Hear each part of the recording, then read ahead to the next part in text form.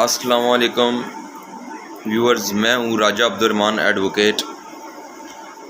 آج ہم بات کرتے ہیں سپریم کورٹ میں کیس کی سماعت کے حوالے سے جو حکومت پاکستان نے یعنی کہ پی ٹی آئی گورنمنٹ نے صدارتی ریفرنس سپریم کورٹ میں دائر کیا ہے، اور جو Pakistan bar council supreme court bar ہیں انہوں نے بھی سپریم کورٹ میں درخواست گزاری ہوئی ہیں کہ اپوزیشن کو اور حکومت کو اسلام آباد میں جلسے سے روکا جائے تاکہ کوئی تصادم نہ ہو، اور صدارتی ریفرنس بھی آ چکا ہوا ہے۔ تو اس حوالے سے آج اسلام آباد میں سماعت تھی۔ صدارتی ریفرنس میں 4 سوال اٹھائے گئے ہیں، ان میں سے آج ایک جو سوال ہے اس کے اوپر جو سپریم کورٹ ہے اس نے یہ کہا ہے کہ آئین کی روشنی میں کوئی بھی شخص ممبر پارلیمان کو ووٹ ڈالنے سے نہیں روک سکتا، اور دوسری بات یہ کہے گی کہ نہ ہی کوئی قانون میں ایسی کوئی گنجائش ہے کہ ممبر پارلیمنٹ کے ووٹ کو رد کیا جائے یا اس کا ووٹ تسلیم نہ کیا جائے، ایسا کہنا تھا سپریم کورٹ کا۔ اور پھر جو پاکستان بار کونسل کی جو درخواستیں ہیں، احسن بون صاحب کی طرف سے بھی سپریم کورٹ میں درخواست گزاری گئی ہیں، ان کے اوپر جسٹس مظہر عالم صاحب کا انہوں نے یہ کہا ہے کہ پی ٹی آئی کی جانب سے ڈنڈا بردار ٹائیگر فورس بنانا افسوسناک ہے، اور جسٹس جمال خان مندوقِ خیل صاحب نے انہوں نے کہا ہے کہ جے یو آئی بھی اپنے ڈنڈے تیل سے نکالے۔ اس کا مطلب یہ ہے کہ عدلیہ باخبر ہے۔ اس کا مطلب یہ ہے کہ عدلیہ نے حالات کے اوپر نظر رکھی ہوئی ہے۔ جسٹس جمال مندوخیل صاحب نے یہ کہا کہ کیا آپ پارٹی لیڈر کو بادشاہ بنانا چاہتے ہیں؟ یہ انہوں نے سوال کیا ہے اٹارنی جنرل خالد صاحب کے ساتھ۔ کیا آپ پارٹی لیڈر کو بادشاہ بنانا چاہتے ہیں؟ جس کے اوپر اٹارنی جنرل صاحب نے کہا ہے کہ کسی کو بادشاہ تو نہیں، لوٹا بھی نہیں بنانا چاہیے۔ یہ اٹارنی جنرل صاحب نے جسٹس جمال مندوخیل صاحب کے سوال کے اوپر جواب دیا۔ تو جسٹس منیب اختر صاحب کے جو ریمارکس تھے سارے معاملے میں، وہ بھی بہت معنی خیز تھے، جس کو سمجھنا بھی چاہیے تمام سیاسی جماعتوں کو، اسپیشلی تمام سیاسی ورکرز کو اور تمام سیاسی لیڈران کو، کہ جسٹس منیب صاحب نے کیا کہا ہے، اور یہ جو ان کے ریمارکس تھے، ان ریمارکس کی تشریح کیا ہو سکتی ہے۔ ان کا کہنا تھا کہ سیاسی جماعتیں ادارہ ہیں، ڈسپلن کی خلاف ورزی سے ادارے کمزور ہوتے ہیں۔ یہ کہنا تھا جسٹس منیب اختر صاحب کا۔ اور پھر انہوں نے کہا کہ سب نے اپنی مرضی کی تو سیاسی جماعت ادارہ نہیں رہے گا، یہ ایک ہجوم بن جائے گا۔ یہ کہنا تھا جسٹس منیب اختر صاحب کا۔ یہ بات تمام ورکرز کو، چاہے وہ پی ٹی آئی کے ہیں یا نون لیگ کے ہیں یا پیپلز پارٹی کے ہیں، وہ سیاسی ورکر یا وہ لیڈرز جو مختلف واقعات میں، مختلف حالات میں لوٹے بنتے ہیں یا لوٹیاں بنتی ہیں، ان کے لیے یہ ریمارکس بہت معنی خیز ہیں اور سمجھنے والی ہیں کہ سب نے اپنی مرضی کی تو سیاسی جماعت ایک ادارہ نہیں رہے گا بلکہ ایک ہجوم بن جائے گا۔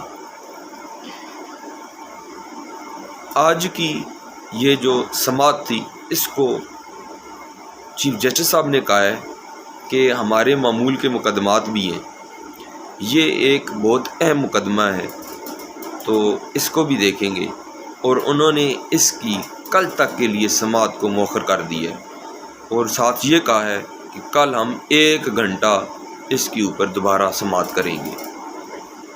لیکن اس میں ایک چیز واضح ہو گئی جو حکومت پوچھنا چاہ رہی تھی، یہ سوال جو انہوں نے اٹھایا ہوا تھا کہ کیا ممبر پارلیمان جو منحرف ہو گئے ہیں ہم ان کا ووٹ روک سکتے ہیں؟ یا کیا وہ ووٹ ڈال نہیں سکتے؟ اس کے آج انہوں نے ریمارکس دے دیے کہ وہ ووٹ ڈال بھی سکتے ہیں اور ان کے ووٹ کو ڈالنے سے بھی کوئی نہیں روک سکتا اور ان کا ووٹ بھی تسلیم کیا جائے گا۔ اب بات ہم کرتے ہیں کہ اگر یہ ووٹ پڑتی ہے تحریک عدم اعتماد کی کامیابی پر، عمران خان صاحب کو تو گھر میں جانا پڑے گا، ان کو بنی گالہ میں واپس جانا پڑے گا، مگر اپوزیشن کو ایسا کرنے کے لیے 172 ارکان کی ضرورت ہے، 172 منیمم ان کو لوگ چاہیے جو انہوں نے شو کرنے ہیں، سامنے لے کے آنے ہیں کہ ہمارے پاس اتنے ممبر کی تعداد موجود ہے۔ اس وقت اسمبلی میں 342 ٹوٹل ممبر ہیں، 342 میں ایک جو رکن پارلیمنٹ ہیں وہ وفات پا چکے ہیں، خیال زمان صاحب پی ٹی آئی کے، جو الیکٹ ہوئے سے ہنگو سے اور راولپنڈی بحریہ ٹاؤن میں رہائش رکھتے تھے۔ ان کی وفات کے بعد ابھی وہاں پہ الیکشن نہیں ہوئے تو وہ سیٹ خالی ہے اور 341 رہ گئے۔ ان 341 میں ایک سیٹ ہے جماعت اسلامی کے پاس، اور جماعت اسلامی نے ابھی کوئی فیصلہ نہیں کیا کہ وہ پی ٹی آئی کو ووٹ دیں گے یا اپوزیشن کو۔ تو 155 سیٹیں ہیں پاکستان تحریک انصاف کے پاس اور 23 سیٹیں ہیں اتحادیوں کی، اور 155 میں 12 لوگ پی ٹی آئی کے ایسے ہیں جو اوپنلی سامنے آ کے منحرف ہو چکے ہیں اور عمران خان صاحب کے خلاف کہتے ہیں کہ ہم ووٹ ان کے خلاف کریں گے۔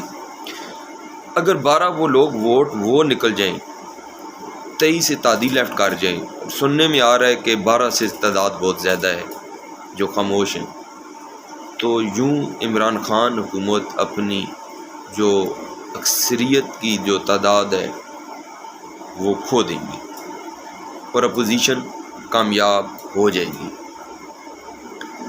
اب دیکھنا یہ ہے کہ اتحادی جو ہیں وہ کیا فیصلہ کرتے ہیں۔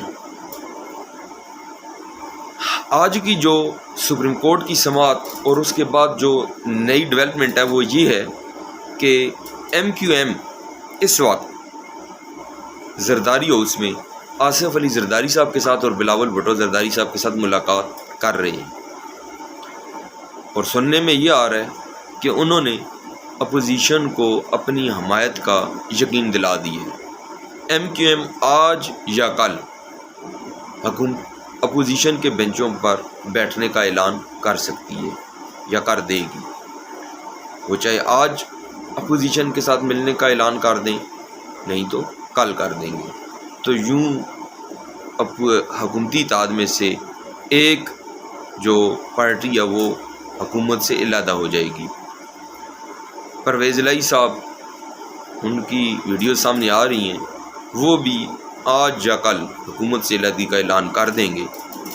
پھر پیچھے ایک پارٹی رہ جائے گی باپ، بلوچستان عوامی پارٹی۔ بلوچستان عوامی پارٹی کے 4 ممبران ہیں خیبر پختونخوا میں سے صوبائی اسمبلی کے، وہ بلوچستان عوامی پارٹی کے پہلے ہی پی ٹی آئی کے خیبر پختونخوا کے اتحاد میں سے چند روز قبل علیحدگی کا اعلان کر چکے ہیں۔ اب دیکھتے یہ ہیں کہ وہ وفاق میں سے کب علیحدگی کا اعلان کرتے ہیں۔ تو یہ آئے روز آئے دن ایک صورتحال ڈیولپ ہوتی جا رہی ہے۔ اب دیکھتے یہ ہیں کہ عمران خان صاحب اپنی حکومت 27 تاریخ کے جلسے سے بچا پائیں گے یا نہیں بچا پائیں گے، اور اپوزیشن اس تحریک عدم اعتماد میں کامیاب ہوگی یا نہیں۔ بظاہر تو ایسے ہی لگ رہا ہے کہ اپوزیشن کامیاب ہو چکی ہے، لیکن ہمارا پاکستانی سیاست میں کچھ بھی ہو سکتا ہے۔ دیکھتے ہیں کہ آنے والے دنوں میں کیا ہوتا ہے، یا کل تک اور کیا کچھ ہوگا وہ پھر آپ کو ہم بتائیں گے۔ Thank you very much.